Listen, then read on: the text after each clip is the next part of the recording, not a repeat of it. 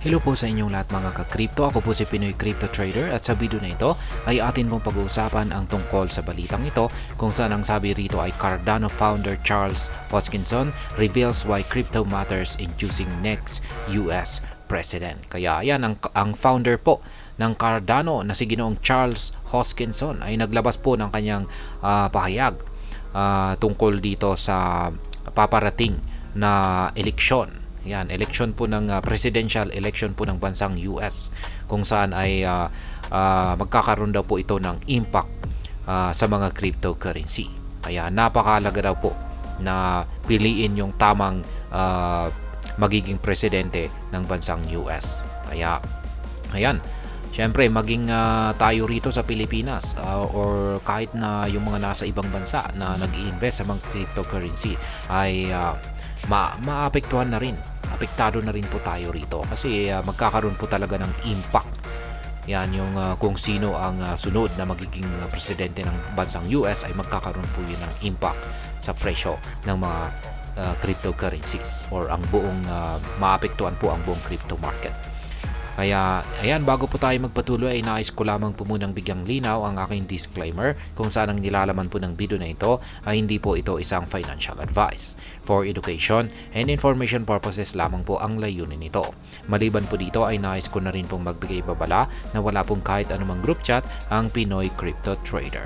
Kaya ayan po siya, si Ginoong Charles Hoskinson, ang founder ng Cardano.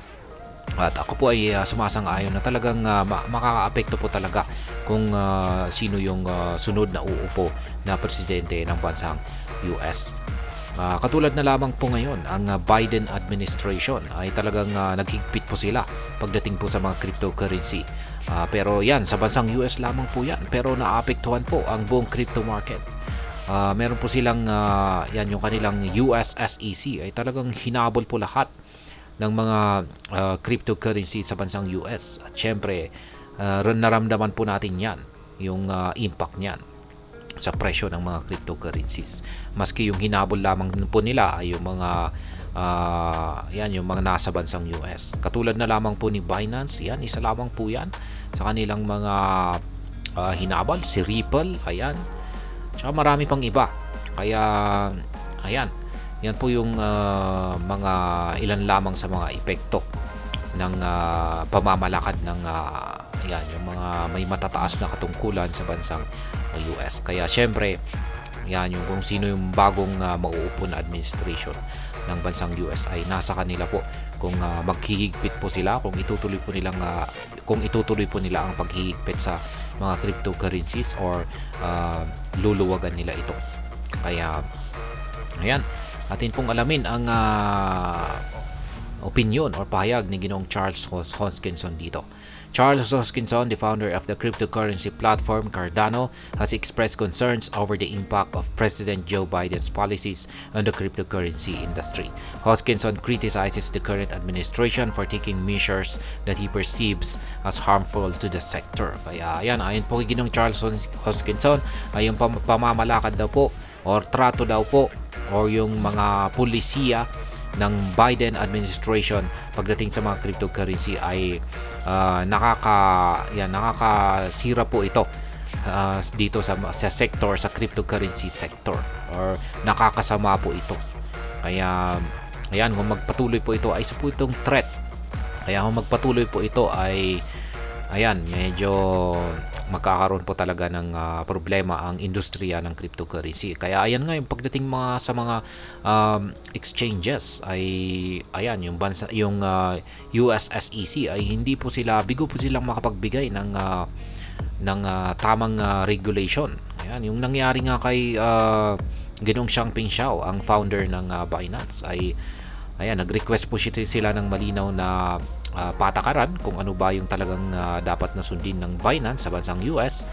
Pero bigo po yung ibigay ng US SEC at bigla na lamang po silang nagulat na kinasuhan na sila. Ayan, or may kaso na sila. At ganyan po talaga yung nangyayari.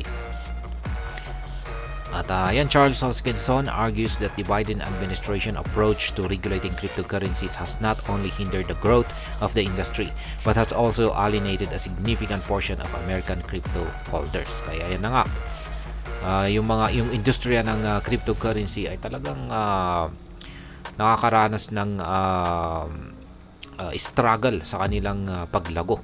Imbis na mabilis na lumago yung industriya ng cryptocurrency ay dahil sa administrasyon ni Biden, yan, na talagang gusto nilang i-regulate ang mga cryptocurrencies, ay mas bumabagal. Yan, mabagal yung paglago ng cryptocurrency dahil dito.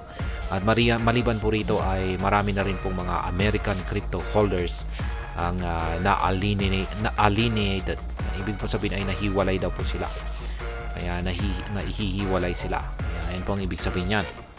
Despite his criticism, Charles Hoskinson suggests that Donald Trump's re-election would pose an even greater risk of the cryptocurrency industry. Kaya yan, ito po yung pinakamabigat na inilabas na pahayag dito ni Ginoong Charles Hoskinson. Itong si Ginoong Donald Trump, ang dati pong Pangulo or ang nakalipas na Pangulo ng bansang US, ay kung re-elect daw po siya or muli daw po siyang maupo bilang presidente ng US, ay mas greater risk daw po siya or mas malaki daw po ang panganib na kanyang maaring idulot dito sa industriya ng cryptocurrency. Pero nakakapagtaka po ito sa mga inilabas na pahayag or statement ni Ginoong Donald Trump nitong mga nakalipas na araw. Kung saan ay na-content na rin po natin yan. Kung saan ay ayon po kay Ginoong Donald Trump ay meron po siyang sinabi na kung pabor ka sa cryptocurrency ay dapat siya daw ang iboto mo. Kaya yan, sapagkat ayon po sa kanya ay mahalaga daw po. Kanya daw pong na-realize na mahalaga daw po ang cryptocurrency at dapat na gamitin ito kasi malaki daw ang tulong nito. Kaya yan po yung kanyang inilabas, kaya na latest na payag. Malamang kung si Donald Trump, malamang ay hindi pa siguro alam yan ni Ginoong Charles Hoskinson. Kasi dati itong si Ginoong Donald Trump ay ayaw po niya sa mga cryptocurrency. Kaya ayon pa nga sa kanya nung una, scam ang Bitcoin. Yan, at sabi niya rito ay manghihina daw ang US dollar. Kaya ang gusto niya ay manatili yung strength ng dollar. Kaya ayaw niya sa ibang mga digital assets or digital currency. Kaya ayan, yan po yung kanyang perspective noon. Pero nung nag-umpisa po siyang magkaroon ng NFTs, yan, kanyang sariling NFTs, at diyan na po siguro niya unti-unting naunawaan ang blockchain technology. Kaya ayan, ngayon ay siya na po ay pabor sa cryptocurrency. Kaya yan na nga, gaya ng sinabi niya nitong mga nakalipas na latest po na pahayag niya pagdating sa mga cryptocurrency, ay kung pabor ka daw sa cryptocurrency ay siya daw po ang dapat mong iboto. Kaya yan, malamang ay hindi pa alam ito ni Ginoong Charles Hoskinson. Baka yung alam pa nyo, yung kanyang nalalaman pa ay yung noon-noon pa na kung saan ay itong si Ginoong Donald Trump ay against siya sa mga cryptocurrency. Kaya ayan. At hanggang dito na lamang po tayo sa video na ito. Sana po ay inyong nagustuhan ang aking paliwanag dito. Kung inyo po itong nagustuhan ay pakiclick lamang po ang like button nito. Para naman po sa mga bago lamang dito, kayo po ay aking inaanyayahan para mag-subscribe.